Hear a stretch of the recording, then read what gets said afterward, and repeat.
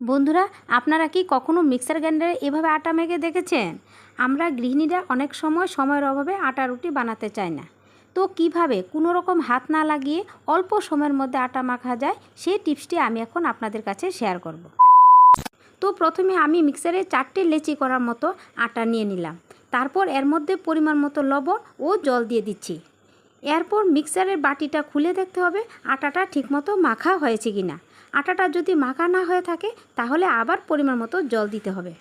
এই দেখুন বন্ধুরা, কি সুন্দর নরম ও তুলতুলে আমার এই আটার লেচি তৈরি হয়ে গেল। তো বন্ধুরা, আমাদের মতো গৃহিণীদের জন্য এটি কিন্তু খুব উপকারী একটি টিপস। আমার এই টিপসটি আপনারা বাড়িতে অবশ্যই একবার ট্রাই করে দেখবেন, আশা করি আপনাদের উপকারে আসবে। তো বন্ধুরা, আমার এই টিপসটি আপনাদের কেমন লাগলো তা অবশ্যই কমেন্টের মাধ্যমে জানাবেন। ভালো লাগলে লাইক শেয়ার করবেন আর আমার এই ছোট্ট পেজটিকে ফলো করতে ভুলবেন না। আপনারা সবাই ভালো থাকবেন, সুস্থ থাকবেন।